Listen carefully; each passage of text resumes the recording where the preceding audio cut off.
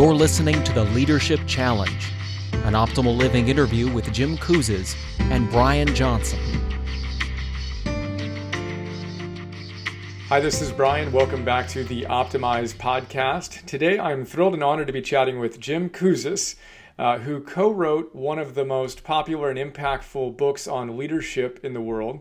I was introduced to Jim's work via John Maxwell. I was reading one of John's great books, and he said that this book, The Leadership Challenge, that we're going to talk about today, is one of the 5 best books he's ever read, period.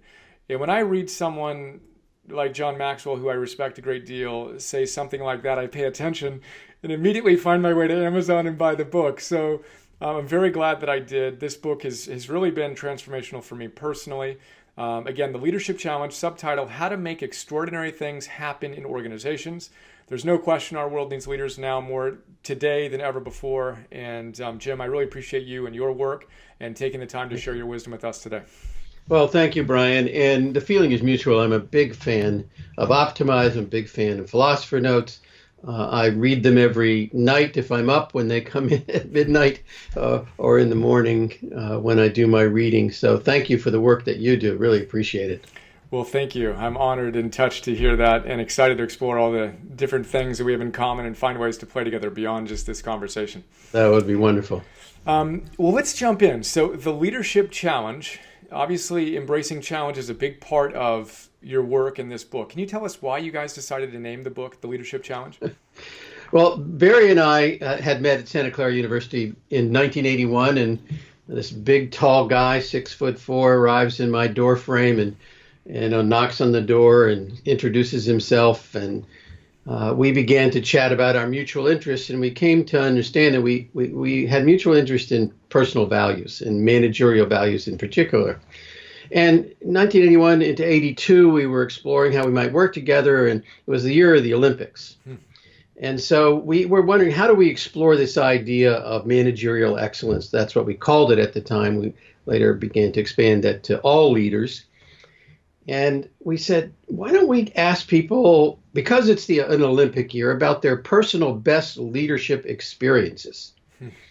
And that the light bulb went off, and we both said, why don't we do that? So we began to explore with a few executives, and that expanded to more personal interviews. And what we learned, Brian, is something very interesting. When you ask people to talk about their personal best leadership experiences, they talk about challenges. They talk about adversity. They talk about difficult times, turning around a losing operation, starting something up, doing something nobody had ever done before, taking on a challenge in their lives, perhaps one that was handed to them or one that they personally initiated. But every personal best involved a challenge.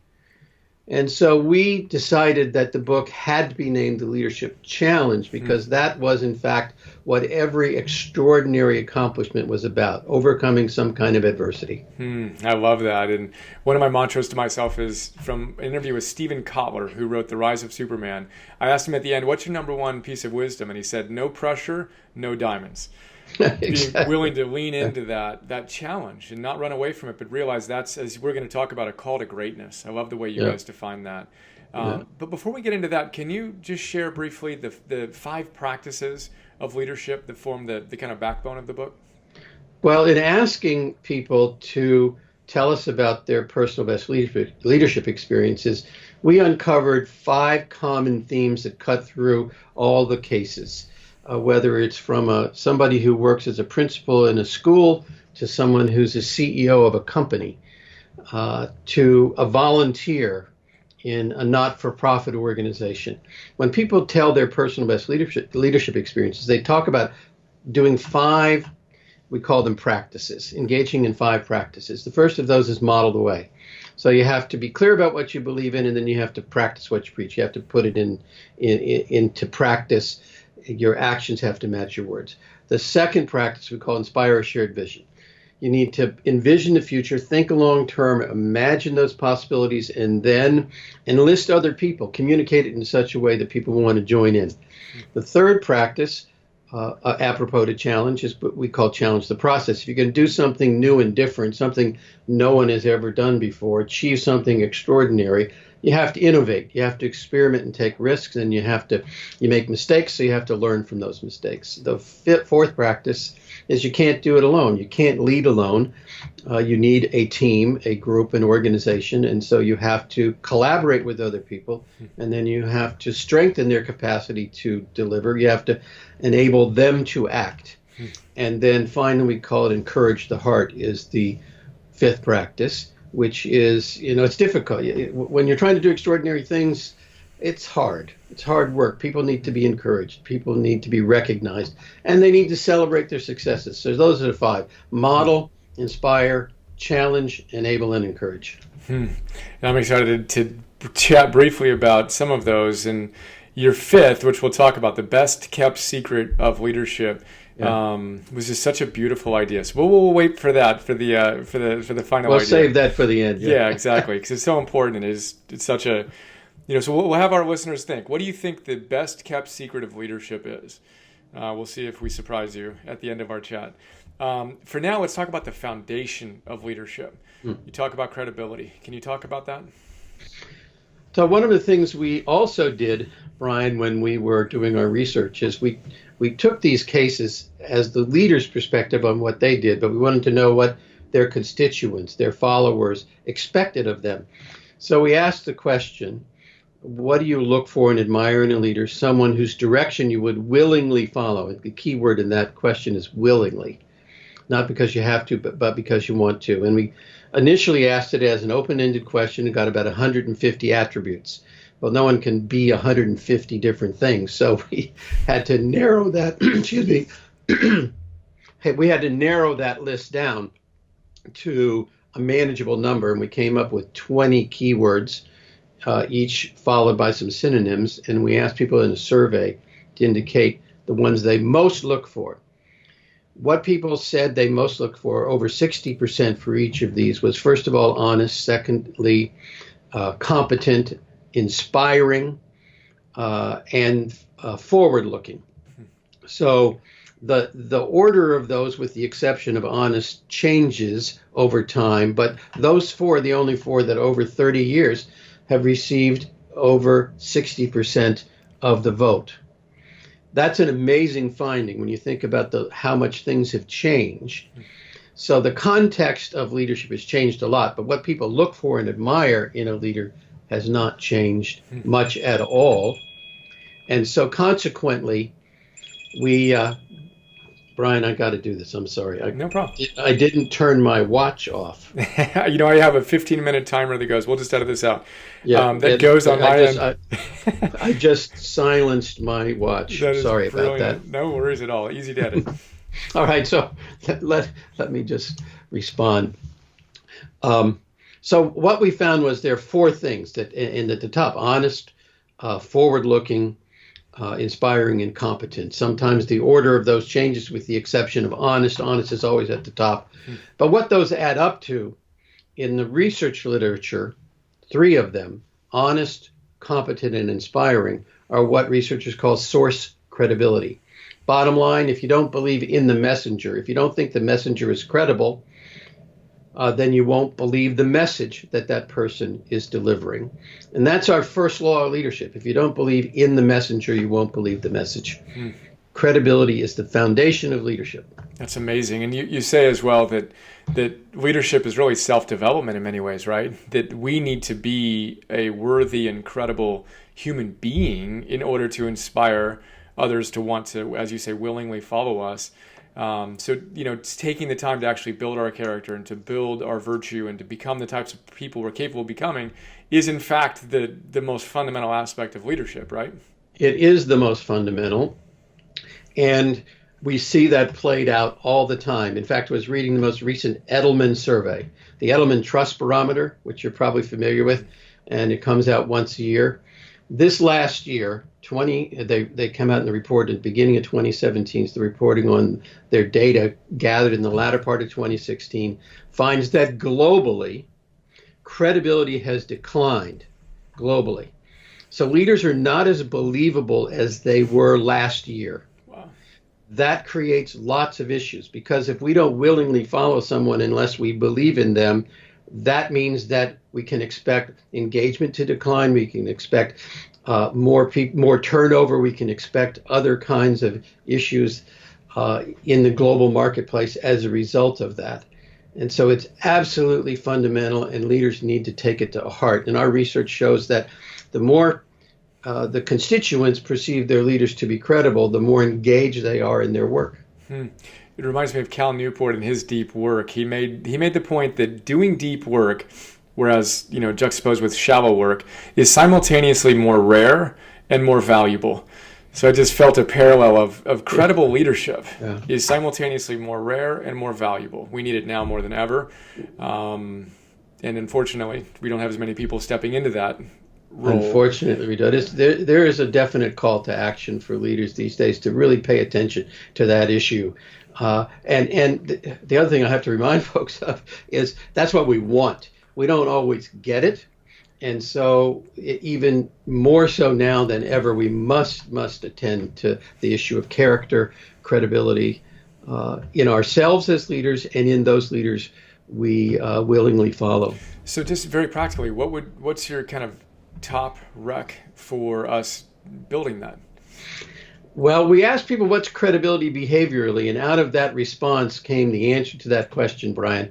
We asked people, and they said things like, credibility is you do what you say, you would practice what you preach, put your money where your mouth is, walk the talk, all those phrases.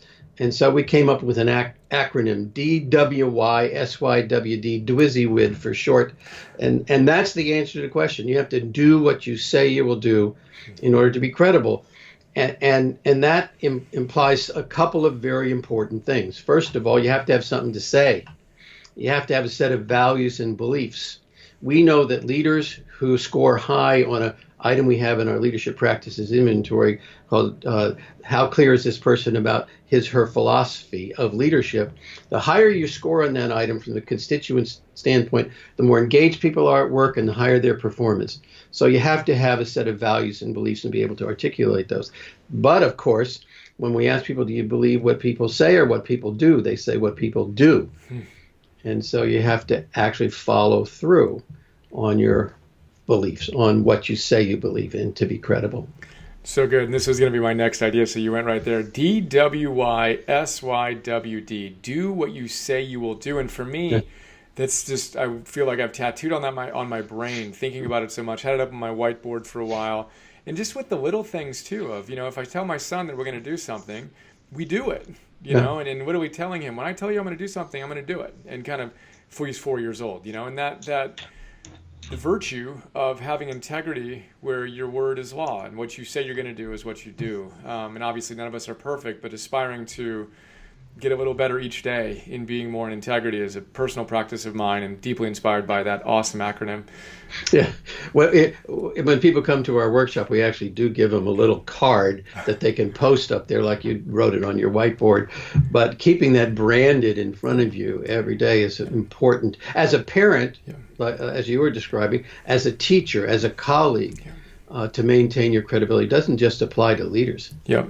Yeah, so powerful. And I haven't mentioned, but one of the things I love most about your work, and just for our audience, is this is all empirically based. So there's a lot of wisdom in different genres that's very meaningful and powerful. But I always lean toward the scientifically valid, empirically based, research-oriented wisdom, which is one of the reasons why I love this book so much. Can you just tell us briefly, how many people have you surveyed now?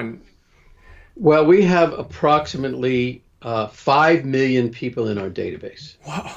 And that number grows every day. And there are about 700 research papers written that further validate this model, mainly by doctoral students using our research as well as other academics and our own papers. So, we try to be very practical in what we write and very prescriptive. And how do you put this into practice? And here's a story about how somebody used it in the financial services industry or healthcare.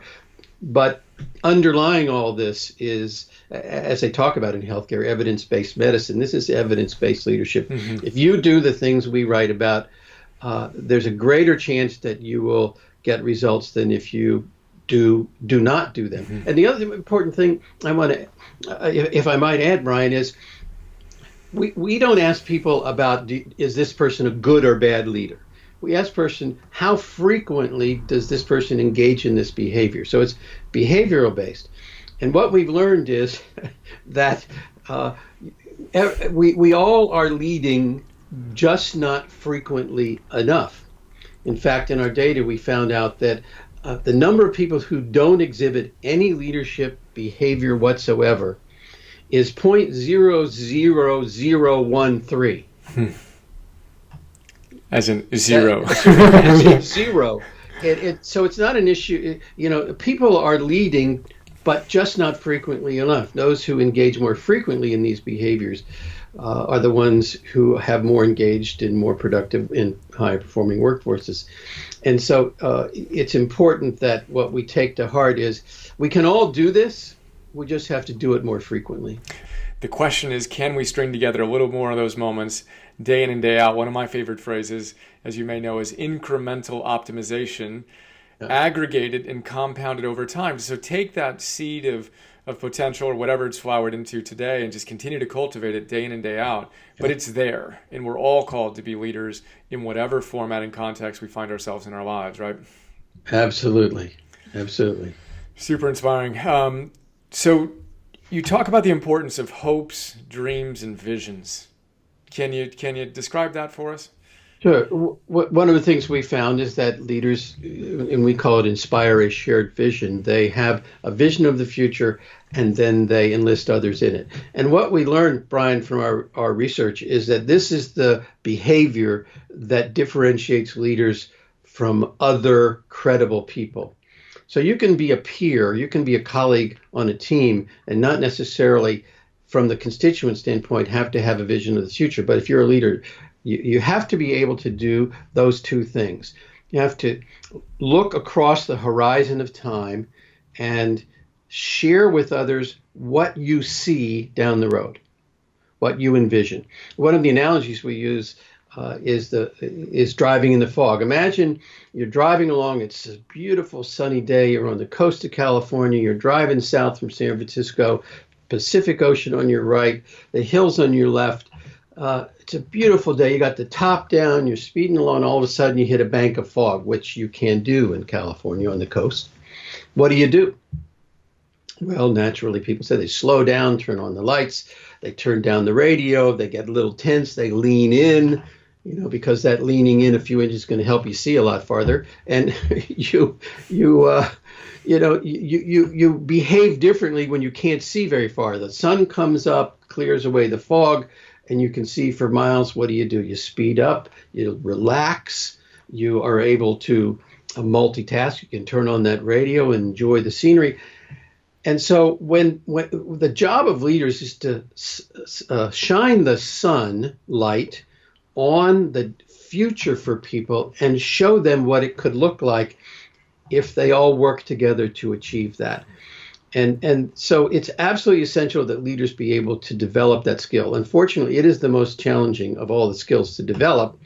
And so we have to work at practicing it with more intention than some of the other practices. Well, let's go there. So then what are some of the practices we can engage in to cultivate that ability to shine the light brightly? Well, a couple of methods. One is for yourself personally. Imagine that 10 years from now, you're Leader of the Year. You win the award.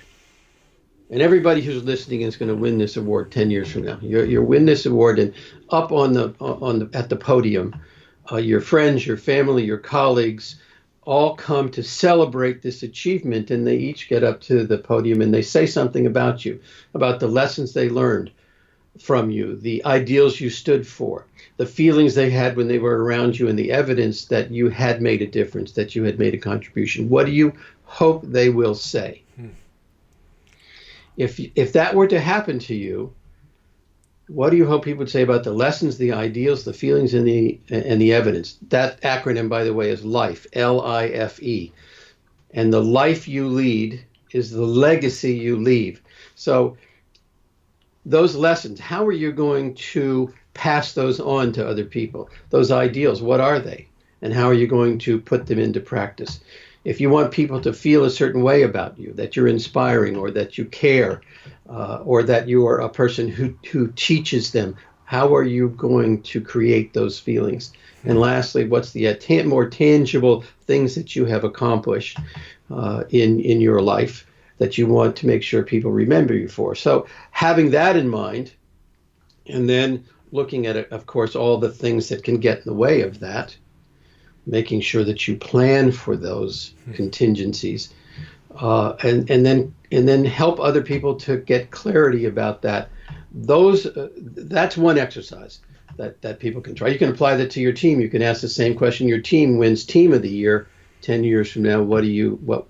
How would you describe the life lessons that people learn from you, the ideals you stood for as a group, the feelings people had when they were around your group, the evidence that your group made a difference? Yeah, that's amazing.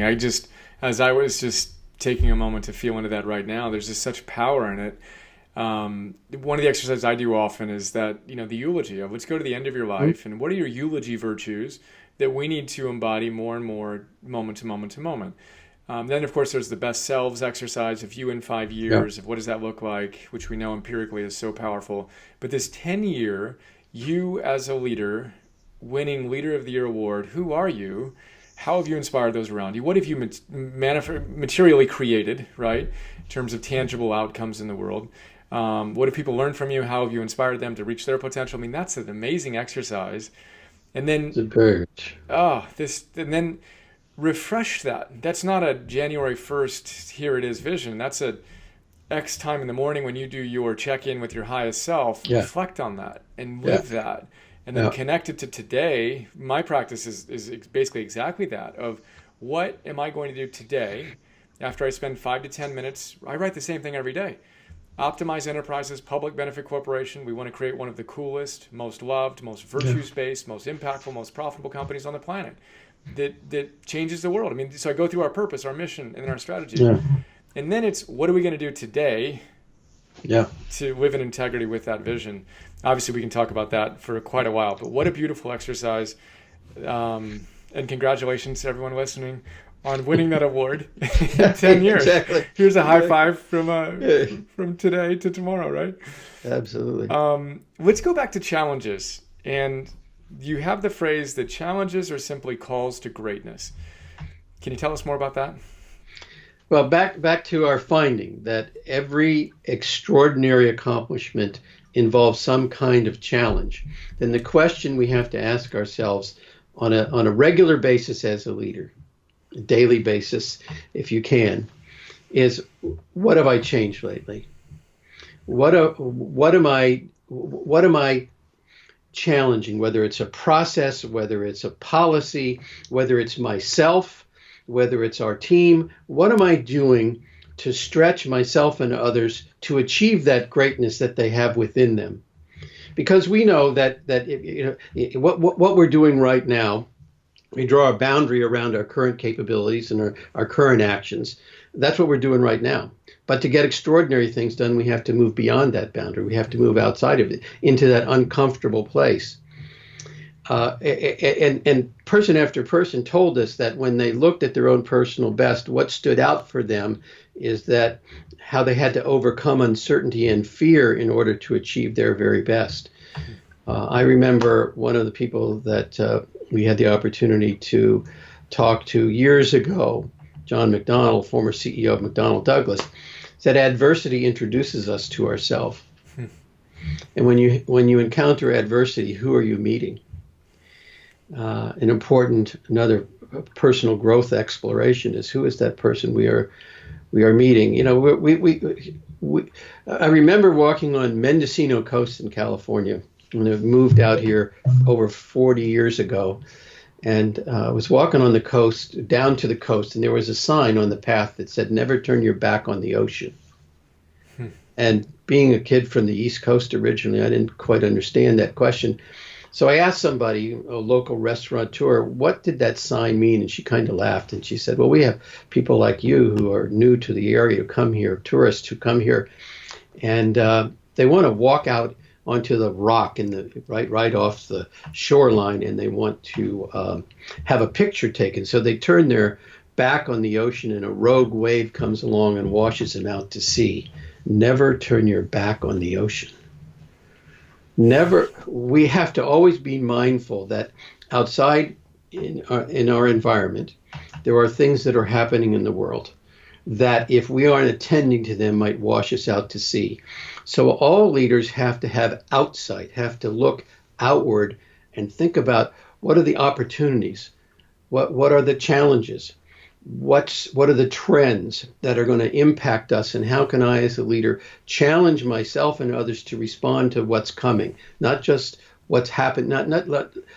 We have to do what we say we will do right now, but we also have to anticipate what's coming and prepare ourselves. So we have to live in that space as leaders and always be asking ourselves, what will call other people to greatness beyond what we're currently doing? Let's search for those opportunities and experiment and take risks. And then when we push our edges and the inevitable challenges and setbacks and failures and quotes and all the mistakes that inevitably come, we don't use that as evidence that something's wrong. We use it as evidence that something's right, that we're challenging ourselves and meeting that adversity and meeting that higher version of ourselves with power and strength, rather than, diminishing and not meeting it head on, right? Yeah, absolutely. Well, beautiful. And that leads us to our best kept secret of leadership, which is... Well, may I tell the story that led us to that discovery? One of the people we interviewed, and again, this was very early on, but this is the only story that has survived 5 editions, now the 6th edition of the Leadership Challenge coming out in 2017. And that gentleman's name was Major General John Stanford.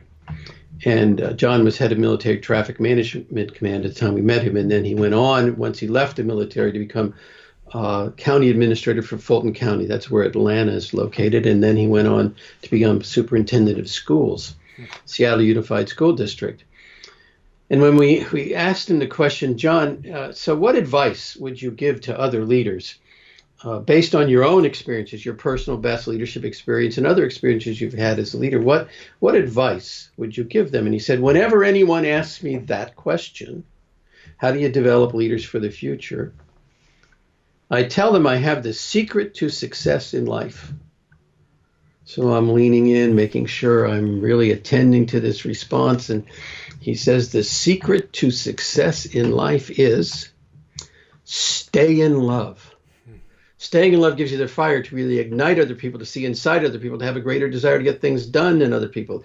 A person who is not in love doesn't really feel the kind of excitement that helps them to get ahead and lead others and to achieve. I don't know any other fire, any other thing in life that is more positive and exhilarating a feeling than love is.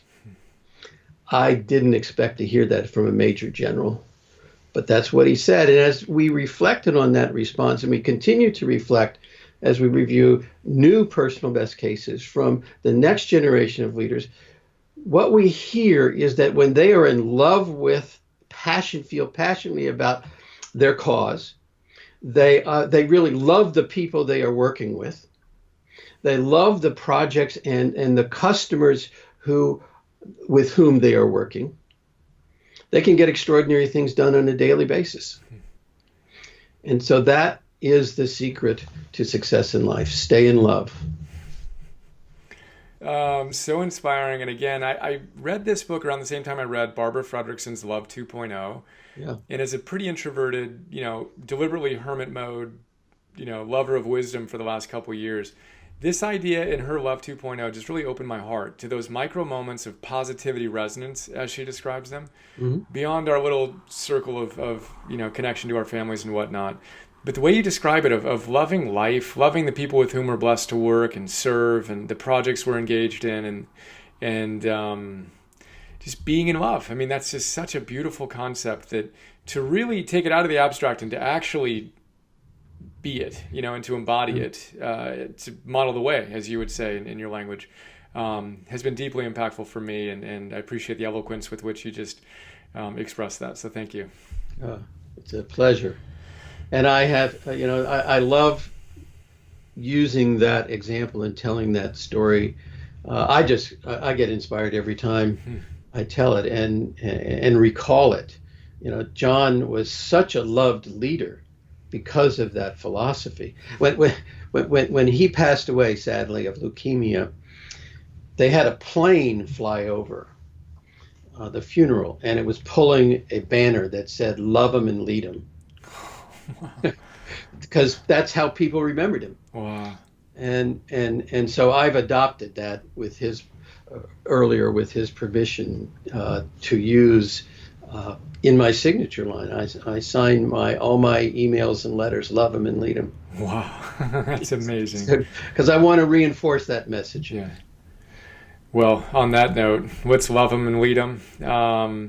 I can't recommend the Leadership Challenge strongly enough. If you haven't read it yet, get a copy if you feel inspired, and make extraordinary things happen in not just organizations, but in the world and in communities and families. Jim, thank you so much, and I'm very excited to be connected. Thanks, Brian. It's a pleasure. Isn't it a bit odd that we went from math to science to history, but somehow missed the class on how to live? For some wacky reason, Optimal Living 101 never made the schedule. Of course, it's too late to go back and change that, and you're too busy to read full-time to catch up.